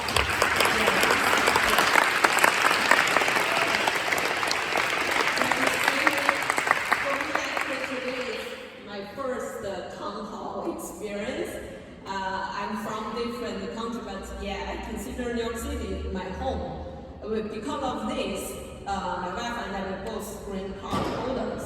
I think we are privileged. We can say, okay, this city is so messed up, it's so dangerous, let's move back to Europe. We have the privilege to say that. For many people, this is their home. They've been there whole life. They are not asking too much. They just want to have a safety when they go to work, when they go to park. There's safety measurement. That's it. It's so common sense, so basic thing.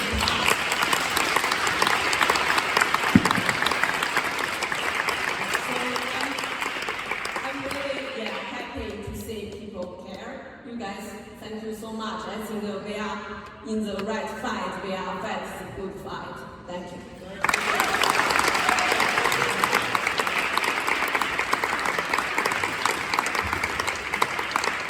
We are winding down. We have another victim. We'd love to also hear from Bill Brewer. I want to just quickly say that Dr. Angela Mascio is going to be here tonight from ER, from St. Barnabas Hospital, ER. His wife had a baby a couple days ago. But he just wanted me to say, and I'll take a little bit of part of this. He says that as we continue to see these explosive numbers of presentations of injuries, I am now of the firm belief we have crossed the realm of anecdotal observation into a public health crisis. As you can imagine, the sharp increase in presentations of injuries not only crowds emergency departments, but adds significant financial hardships to patient, employees, employers, and taxpayers. This is from ER Dr. Mascio for St. Barnabas, who wanted to speak tonight. He spoke with Mayor Adams when we were there and called the e-bike and moped violence situation in our city, a public health crisis.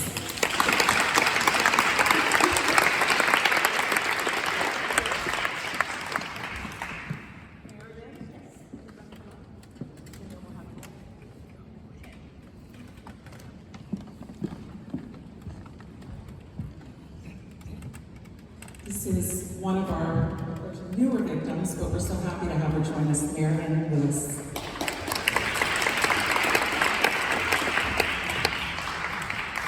Can you hear me all right? Thank you. I add all my thanks and gratitude for what everyone else has expressed about all the responsibility taken to make this change. So I'm going to give a quick rundown of what I've gone through. And so my name is Marion Lewis, and it was on March 7, 2021 that, and I was then 85 years old, I'm soon to be 88. And I was a big biker in Central Park and dedicated to living healthfully and being active. So I was crossing a bike lane at Central Park West, where there is a bike path, and I was very cautious. There were some other people coming out of the park late afternoon, and I looked right, I looked left, and I'm very ready to cross, and as I am, I look over my left shoulder, glance, and there is someone on a bike, an electric biker, right on top of me. And I had my winter jacket on, and he didn't stop for the light, and he was against the light, and swerved around me, but the handlebar caught my puffy black jacket, and twirled me around as he went on and did not stop. And I crashed from about 3 feet up in the air onto my left hip, fracturing and crashing my hip. So I am there yelling and screaming on the ground, and he is long gone, so nobody witnessed this. And so an ambulance was called, and it got to the hospital. I was passing out and going unconscious, and the ambulance came fast and gave me a shot, some painkiller, so I wouldn't totally pass out. So I went through surgery. It didn't break my bone off, it shattered the top of it. So they were able to not replace it, but get in there and put some pins in and put some plates in, and I got a pin through my knee and all this kind of stuff. So then, from that, a lot of other things happened. I was still unconscious the next day, and I developed blood clots. And they said often from this kind of a crash, blood clots will form, so they're heading to my heart and lungs. And the doctor called my daughter that I was probably not going to make it. She ran home to get my end-of-life papers, but they were able to make some incision in my body and my groin and put a filter up there to filter, so no blood clots could get up in my lungs and heart. So they saved me again, and some fabulous doctors. So then in recovery, I don't remember a lot. I was so out of it in this recovery, but I had to go away for a month for recovery. And then when I got back home, continue in that. I went in a wheelchair. I graduated to a walker. I had to learn to walk again. And then eventually a cane. And now I walk and I look really normal. But my new normal is not like my old normal. Because I then, a few months after all of that happened, I woke up in the middle of the night with a stroke. So, and the doctors told me often this happens when there is a blood thinner, going off a blood thinner, which I had done, which loosened a piece of plaque in my body, and it went to my left brain, created a blood clot, and it started paralyzing the right side of my body.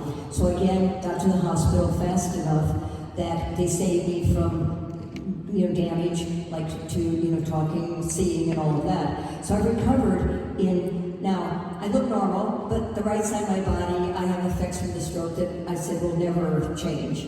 So I have to be very cautious how I walk. I have physical therapy I've had for all these years. I just ended it in the end of May. And because I developed bursitis in my hip, and I developed some spinal stenosis, and I developed all these, after effects of this. So anyway, I am very grateful for all the help that I've gotten.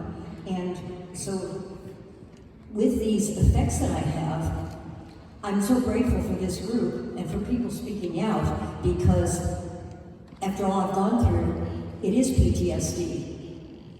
I am not like I was, and then the doctor told me after I had the stroke, I will never bike again. And I've been biking since I'm a kid. I've been to Europe on a bike, I've been in Staten Island, I've been all over the place on a bike. And I just had it reconditioned before this all happened with new, new brakes and new gears and all that. Well, it's sitting in my bike room, and I'll never ride it again. So it's all those for all of us, me and my family, my daughter and others, that the pain of all of this. And I'll end this with, I hadn't planned this, but I'm going to do it anyway. There's a word that we all know called love. And we use it a lot, like how we like chocolate a lot, and we love chocolate, and we love different things. But it is really not an emotion. It is a energy. It is a force. It's what keeps the universe together. And the highest form of love is right action. And Miss Priscilla's law is right action.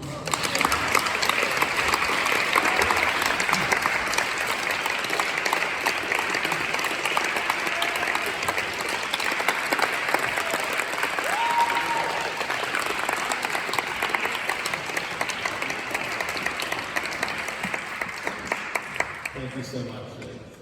You tell it so well, even though it's such an awful story. We've got a lot of questions here, and actually a number of them are posed to Gail, who we have a fundamental disagreement in terms of how to take care of e-bike registrations in the city versus the state. And we know that there are 31 council members that do agree that this could be handled in the city if the state is not willing to supersede us.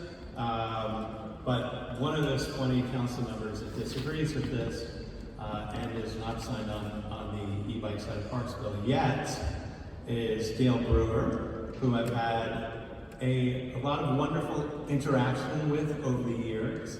And I'd like to introduce her so she can explain. And I give her full credit for coming here and listening, and we greatly appreciate it.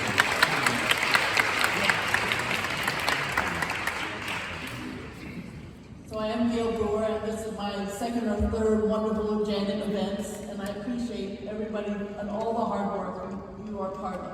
I did start out on this topic because there are so many ways in which we're getting hurt, and one of them are the fires.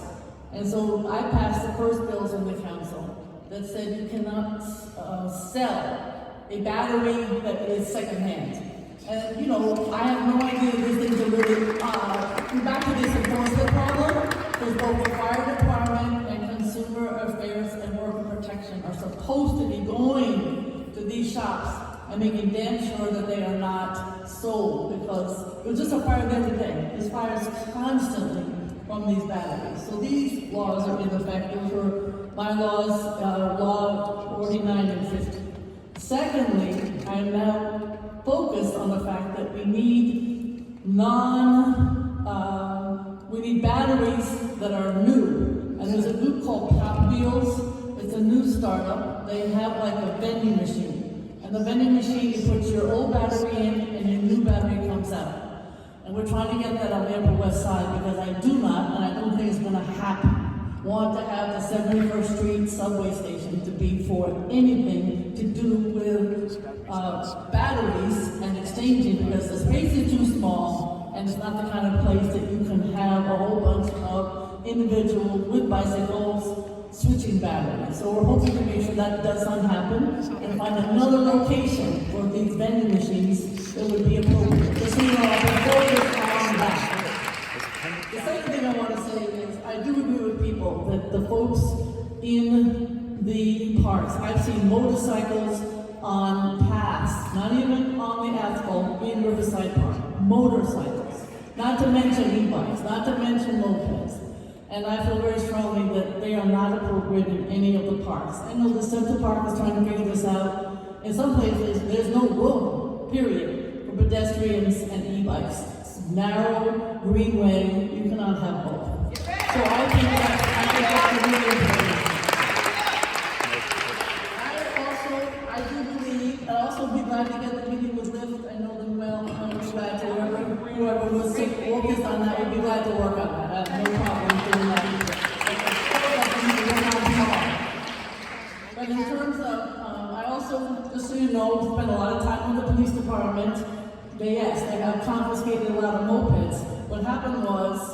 frighteningly enough when the worst of the fires, because people now at least know that if you have a battery that has got mixed up cells and is not the real battery for that bike, you plug that in at night, you're gonna have a fire. So then people started purchasing illegal mopeds when the e-battery situation was at its height. And I think now, because the cops have confiscated so many mopeds, I go to all of the 2.4, the 2.0, and the Central Park meetings, and I think if you hopefully will go, they all are trying. They're so understaffed. The 2.0 used to have, in December of 23, they had 120 officers, and now they have 79. No, let me finish. I'll tell you, no, I'll tell you what's going on. Let me finish.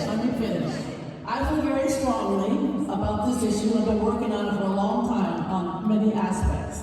I believe in the Rachama bill. I believe in everything. People should have licenses on the bike. They should have insurance. And the individual, because you don't have to be an English speaker, and you do not have to be a citizen to have a regular license. So all three should be mandated for every single bicycle operator and bike, e-bike, not a regular bike, e-bike. I think it has to be done on the state level because the city of New York, let me be clear, I've been around a long time, longer than anybody else in elected office in New York right now. And the issue is I asked the Department of Transportation, can you do the license, can you do the insurance, and can you do? So they say no. So we could pass this bill and it would not be implemented. That happens a lot in this city right now, if you've noticed. I really, really feel strongly that this should be done on the state level. And I feel very strongly that every single person should have license on the bike and insurance. Because then we know who they are, and if they don't obey the law, they would in fact not be able to have that bicycle. So I'm just letting you know, because it's not going to happen. So take the chance. Okay, I hear you. But I'm being honest with you here. I'm here tonight, to be honest, to say we also need to work more with the apps. We have to work more with the apps. Just give me a minute, please, for a moment, please. I listen to you. We have to work more with the apps. We have another bill that we're passing to do something along with what the Assembly member mentioned earlier here in the city of New York. These apps have to take more goddamn responsibility. They make them go too fast. They don't care about how often they break the laws. So we have some bills along the lines that you were talking about to make these apps be more accountable. So all of us are working to try to get to the end result, which is safety, and the way you get about it is you hold people responsibility. You hold the delivery people responsibility, the people on the bikes that are going too fast, and the apps. So thank you very much.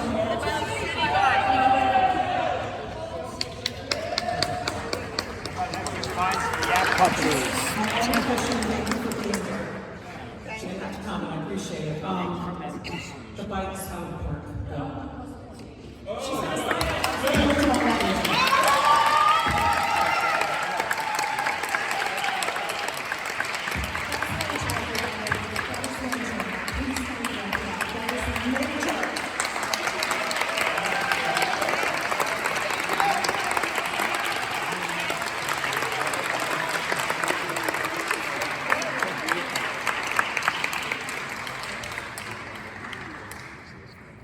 We have one more victim that wants to speak. This story is awful. Midtown, hit by an electric stand-up scooter. She and her husband were knocked out.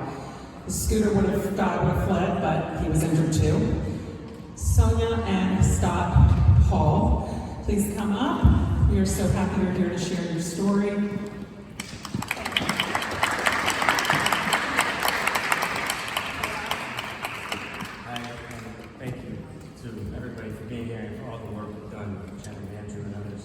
Scott, as a side of my life.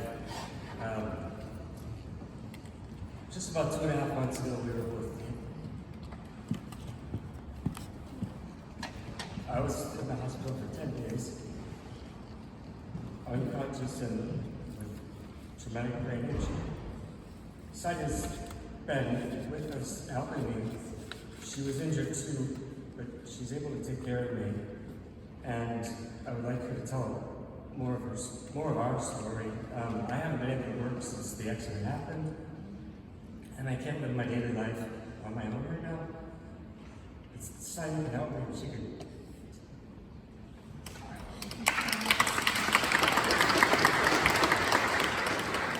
It's really emotional.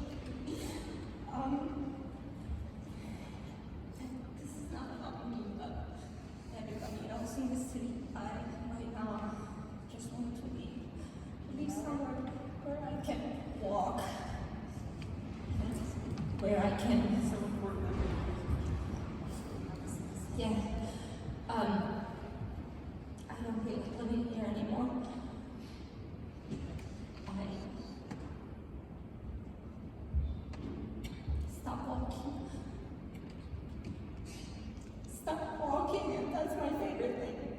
I'm too scared. A week ago, I got in a fight on the street because I wanted to cross the street. Bikes didn't stop. I was yelling, and then I was fighting with a woman. She punched me in my face. I was in emergency room again. I don't know how to behave outside. I'm either yelling at people, or can't walk, or cry. I'm scared to go home tonight. I'm shaking. It was hard for me to come here today. He's going to Rust every single day. Rehab center. Now we are paying for Ubers and taxis, and that's a lot. I stopped doing everything I was doing before. I'm thankful that he's alive and he's getting better.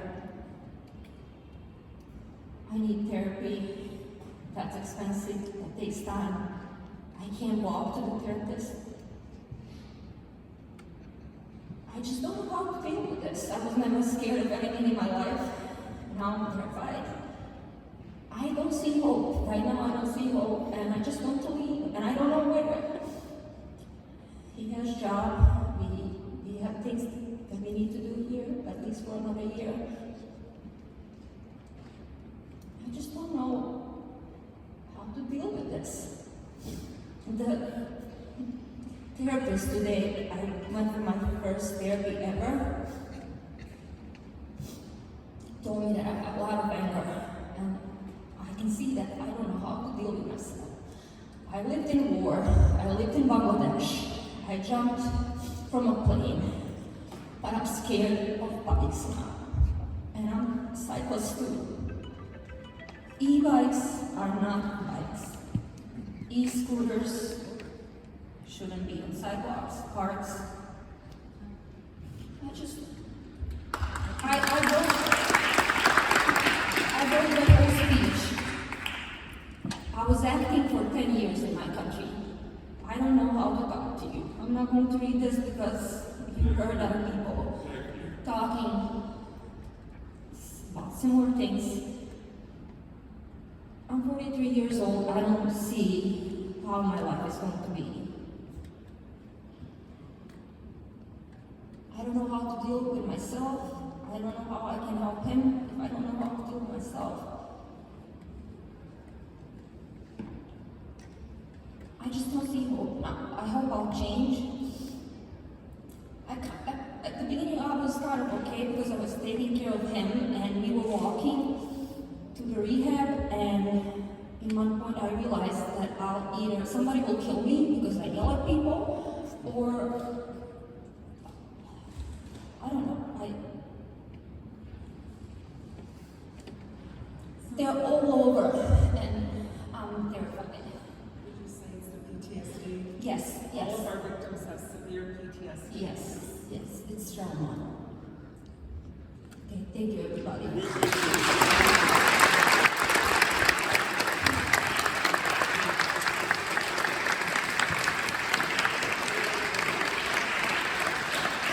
Thank you, Scott and Sonia.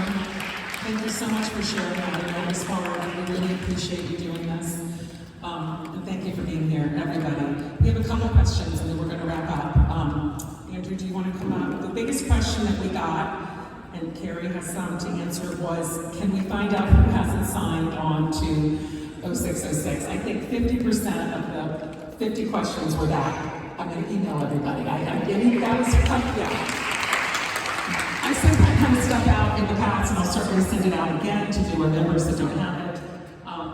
Carrie has a few questions to answer. Andrew has a few for, I believe, Alex and maybe Bob, and then we'll call it a day. There are some good questions.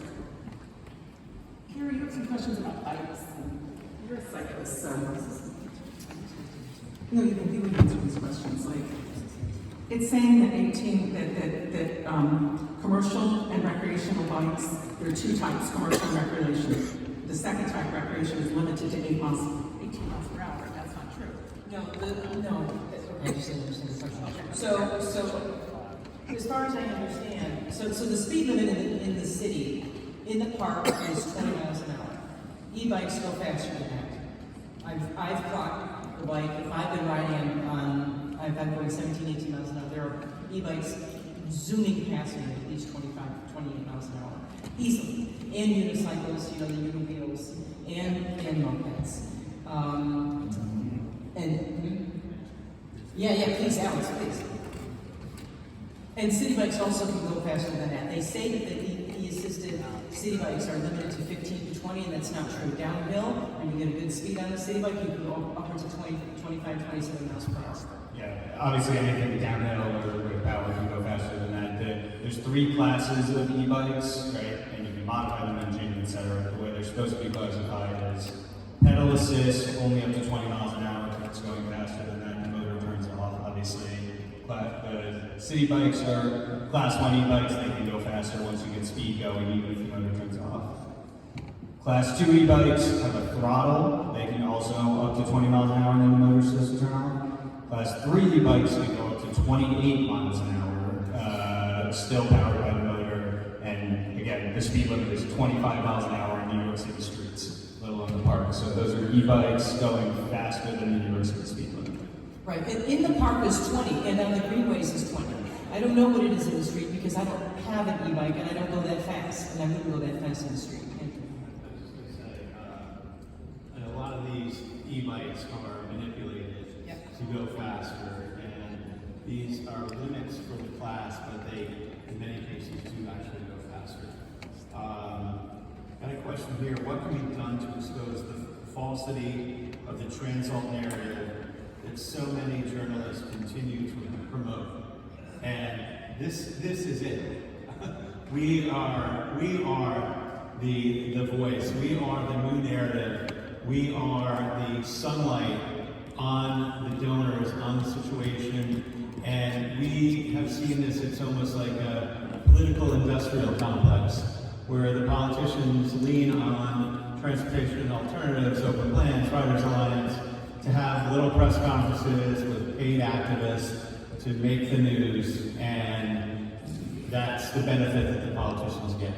And we're breaking that cycle by providing a counter narrative, but that narrative is the sunlight. It's not, not paid activists. We're all here on our own volition. I'd also like to say one other thing that I neglected. I mentioned Assemblymember Seawright in my comments, but I also wanted to thank her in general because she has literally signed on to every single piece of legislation in the Assembly, and co-sponsored, and she is definitely one of our heroes. We know she had an obligation prior to this, but she's made us everything else. So we love her and we thank her. You have another question there? A couple questions we'll wrap up, and also if you already answered, email me at NYC. Can the DOT be sued? Adonis Rodriguez has walked away from me, has walked away from Andrew in personal conversations when we try to address the situation. We've had Zoomings with the DOT. Well, he also rides a city bike too. And we have had no success in dealing with the DOT and Adonis Rodriguez in a positive way. There's all the smoke and mirrors, there's a lot of lies, doesn't take responsibility. I don't know why he's even in this position. I don't see him as being a qualified person to hold a position of authority on Department of Transportation, especially safety. He has not done anything. What can you do? I don't know if you can sue them, but I would call 311. I would file complaints against. Maybe the FBI will cover him too. Sorry, what? Maybe the FBI will cover him too, because he's an Adams crony. I mean, that's why he's there. There's so much that we can do. If we have meetings with him and he doesn't listen to us, the DOT pretty much does what they want. I think we all understand that. We also had predictably a lot of questions about why Gail wouldn't support Priscilla's law on the city level. I think we had that answered by her. And I think that's pretty much we're kind of like running out of gas here, aren't we? Any other question right there? So many bikes, city bike. See, this is part of the reason why we're so insistent that city bikes should have license plates, so that there's a direct chain of evidence to say plate number 123 ABC ran a red light. It's right now, it's on the side, it's hard to see. I hear you. I don't have the legal chops to give you the answer there. But I hear you. One question about this issue of the city bike. Yes. Every person that rides a city bike should be given the rules about bicycling or We're trying for that. That's why we want a meeting with Lyft. We are trying for that, and as Gail was leaving, she did say to me that she would help arrange a meeting with them. It's what was in our meeting. Ron here in our committee, he has written up this many times.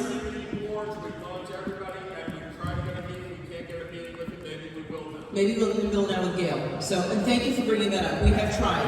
I have one question. I have a question.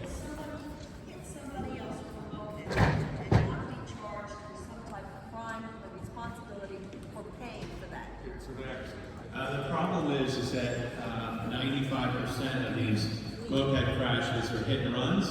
So there is no person to actually, I mean, of our group, I think it's 88 out of 91 were hit and runs. So there are only 3. And in those 3 cases, like in the case of Priscilla Loeb, the guy was only given a red light ticket. So clearly we have a long way to go. I have one question. One question.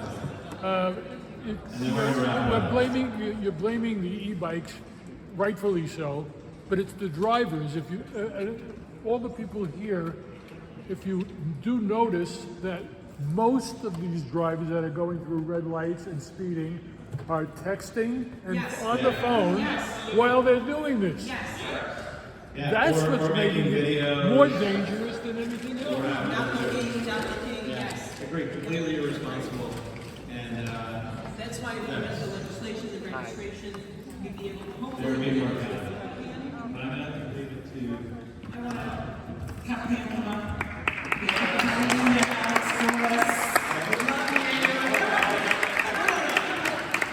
This is our corporate one, and Alex, you can work with Pam, Karen, Andrew, thank you so much. Thank you, Paul, Mary, Kathy and Jackie, Susan, Simon, Lynn, Karen Shabir, Sheila Burns, Check your email. It'll be in touch. You haven't signed the bills and advice. Gail Brewer is signing the parks bill. So that's a good thing we have. And one last thing, Jenny will be sending out information about the Lyft Citywide Community Board attack. Okay, we need to really get on the community boards about the kids citywide thing not going through. Thank you. Hey, Andrew, can I ask you one thing? Yeah, sure. Did the NYPD ever release the name of the person who killed Priscilla Loeb? I think that's public record. Yeah, it is public. How come the news has never reported it? That's the thing. I know that he had to go to court and he got a red light ticket. Yeah. So it's got to be public record. It's amazing that it's not like, public record in the news, That's why I'm shocked. That's why I find it shocking about it. That's weird. So we have to find out through the city You have to find out through the city who Priscilla Loki's killer was. That's amazing. That should have been in all the newspapers. It should have been in every media outlet, even AM New York.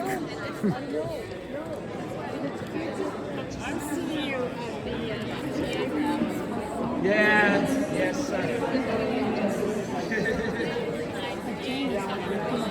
Isn't she? She's fantastic.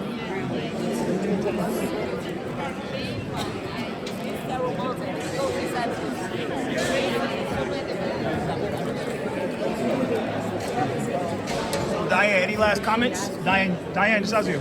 Diane, any last comments with this? Any last comments? I thought it was a wonderful forum. There was synergy, and there were people who've been supportive of the bills all along, and then it was ruined when they allowed Gail Brewer to speak, because she's not a supporter, and she takes these opportunities all the time for the media to make it look like she supports something when she doesn't. So you think? Oh, you go. No, and it is a city issue and should be taken. And she never has supported Bob Holden's bill. This was his bill, his platform, and you could tell he was very upset by it, and he left. So do you think she's really going to sign the bill, or this was a show? We'll see. We'll see. She said that she was against the shelter going up on West 59th when we were doing big, rallies against that. She shows up for the media because it's close to an election last year. And did she ever do anything? No. Is the shelter going up? Yes. But she's an opportunist, and she always takes the opportunity because it behooves her and her interests. Thank you. You're welcome. Thank you. Was that Julie Madden? No, this is Diane Stasio. She ran for City Council in 2023 as a Republican. Oh, that's what she said. Okay. Nice to meet you. Hi. Diane. How you doing? Good, how are you? I hope you win one day. So we got really good play City Thank Council. you. It's very bad. Too many.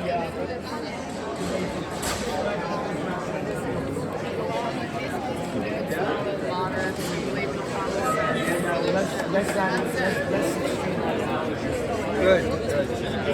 So Ms. Faith Bondi, how you feel about this meeting? I know you run for City Council in the 4th District. How you feel about this? I think it was a great meeting. I So- think it highlights issues that are going on that everyone in our district and our city are very concerned about. So how you feel about Key Powers not jumping on the bill? Like Key Powers not jumping on it? Like, I can't speak about why Keith is or isn't jumping on the bill. I think it's an issue that's really important for people in our district. So you was the only one that was out here today out of all the council candidates. We didn't see Mrs. The one from Minnesota. We didn't see Mr. Wexler. How do you feel about you one being out here? It's an issue of concern for people in our district. People of the district are of concern for me. I care about our community, and if it's an issue of concern for our community, I'm going to be there, hearing about it, understanding all of the issues, and understanding how our community feels about the issues, and getting to the heart of the matter. Digging in deep and understanding how our community feels, and understanding all of the issues surrounding it, all the bills that are out there, understanding all of the different intricacies about each bill, the pros, the cons, and what we need to do to make our city safer, improve the quality of life in our city, and improve the quality of life in our district, because that's the reason I'm running. All right, thank you so much. Thank you.